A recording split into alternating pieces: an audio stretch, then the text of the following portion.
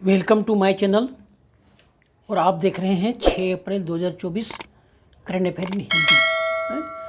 तो इस भाग में हम 6 अप्रैल 2024 संबंधित जितने भी सामान्य ज्ञान के प्रश्न बन सकते थे वो हमने मैक्सिमाइज करके इस वीडियो बनाने का प्रयत्न किया है। और हर प्रश्न के साथ में उनके रिलेटेड जीके के बारे में पूरी तरह से अध्ययन करेंगे हम, है ना, पूरी डिटेल से जानेंगे उसके बारे में, ठीक है। और हमारा मेन मकसद है शिक्षा के क्षेत्र में अधिक से अधिक आपको ज्ञान के मटेरियल है वो आपको सप्लाई करना, है ना। अगर आपको प्रतियोगिता परीक्षा तैयारी कर रहे हैं तो आप सही जगह पे हैं। अब चलिए आगे बढ़ते हैं और आपको ज़्यादा समय न लेते हुए महत्वपूर्ण प्रश्नों को एक बार हम फटाफट देख लेते हैं, ठीक है। पहला प्रश्न है, राष्ट्रीय समुद्री दिवस हर साल कब मनाया जाता है? राष्ट्रीय समुद्री दिवस हर साल कब मनाया जाता है? तो राष्ट्रीय समुद्री दिवस हर साल 5 अप्रैल को मनाया जाता है, ठीक है। इस दिवस पर उन बहादुर लोगों को सम्मानित किया जाता है जो महीनों तक समुद्र में रहकर भारत के वैश्विक व्यापार और वाणिज्य को हिंद महासागर में सुरक्षित करते हैं। हिंद महासागर में भारतीय व्यापार को समुद्री डाकुओं से रक्षा करते हैं। वैसे इन दिनों हिंद महासागर में समुद्री डाकुओं का आतंक बहुत ज़्यादा बढ़ गया है, लेकिन भारतीय सेना के रहते वो भारतीय व्यापार को प्रभावित नहीं कर सकते हैं। राष्ट्रीय समुद्री दिवस 2024 की थीम को अंतर्राष्ट्रीय समुद्री संगठन ने भविष्य को नेविगेट करना सुरक्षा पहले को 2024 की थीम के रूप में चुना है, ठीक है। अगला प्रश्न है, हाल में 15वें CIDS विश्वकर्मा पुरस्कार 2024 से किससे सम्मानित किया गया? ठीक है, हाल में 15वें CIDC विश्वकर्मा पुरस्कार 2024 से किससे सम्मानित किया गया? तो सही जवाब है SJBN लिमिटेड को, है ना, SJBN लिमिटेड को, ठीक है। आइए जानते हैं CIDC क्या होता है। CIDC का फुल फॉर्म होता है the construction industry development council, यानी निर्माण उद्योग विकास परिषद। निर्माण उद्योग विकास परिषद का फुल फॉर्म क्या है? The construction industry development council, इसको शॉर्ट में लिखते हैं CIDC। SJBN लिमिटेड को निर्माण उद्योग विकास परिषद द्वारा 75वें CIDC विश्वकर्मा पुरस्कार 2024 में 2 पुरस्कार सम्मानित किया गया है ना। इसको 2 पुरस्कार सम्मानित किया गया। कौन कौन भाई? एक है सामाजिक विकास और प्रभाव सृजित करने के लिए उपलब्धि पुरस्कार और दूसरी है CIDC partner in progress trophy पुरस्कार, ठीक है। SBGN को लगातार तीसरी वर्ष भी पुरस्कार मिला है, यानी लगातार 2 साल से और पुरस्कार जीतते आ रहा है यही। इस पुरस्कार को HR बलजीत सिंह ने SJBN की ओर से नई दिल्ली में इंडिया हैबिटेट सेंटर में आयोजित समारोह के ये पुरस्कार प्राप्त किया, ठीक है। SJBN के अध्यक्ष NMD कौन है? CSR फाउंडेशन के अध्यक्ष गीता कपूर, ठीक है। CIDC विश्वकर्मा पुरस्कार कॉर्पोरेट सामाजिक उत्तरदायित्व के क्षेत्रों में एक पहल है जो राष्ट्र के विकास और सतत विकास में महत्वपूर्ण योगदान देते हैं। उन्हें इस पुरस्कार से सम्मानित किया जाता है, ठीक है। किसको दिया जाता है? जो राष्ट्र और समाज के लिए महत्वपूर्ण योगदान देते हैं, कॉर्पोरेट जगत, इसे इस पुरस्कार से सम्मानित किया जाता है, ठीक है।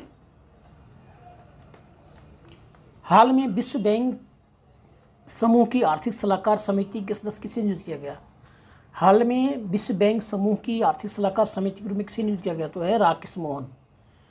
राकेश मोहन को विश्व बैंक की आर्थिक समिति सलाहकार के रूप में नियुक्त किया गया है, ठीक है। प्रधानमंत्री मोदी के आर्थिक सलाहकार परिषद EAC-PM आर्थिक सलाहकार परिषद के सदस्य राकेश मोहन को विश्व बैंक के अध्यक्ष अजय बंगा ने विश्व बैंक समूह के आर्थिक सलाहकार समिति के में शामिल किया है।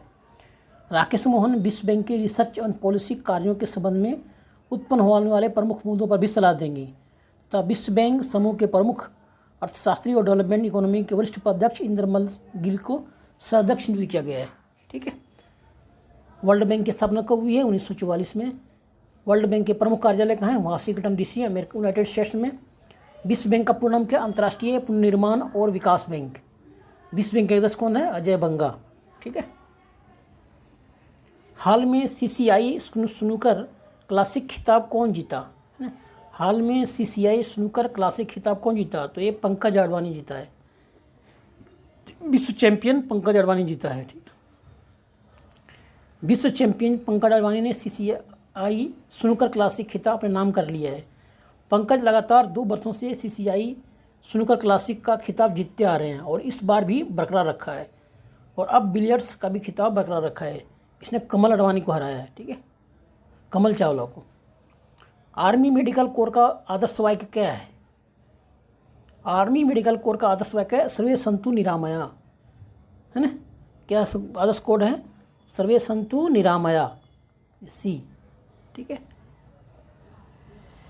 3 अप्रैल 2024 को आर्मी मेडिकल कोर ने अपना 260वां स्थापना दिवस मनाया। इसकी स्थापना 1764 में हुई थी। आर्मी मेडिकल कोर का आदर्श वाक्य है सर्वे संतु निरामया, जिसका अर्थ है सभी रोग मुक्त होएं। ठीक है। युद्ध के समय चिकित्सा देखभाल को अधिकतम बनाने तथा उत्कृष्ट आधुनिक शांति काल चिकित्सा देखभाल करना, यही इनका मुख्य कार्य है ना? ठीक है।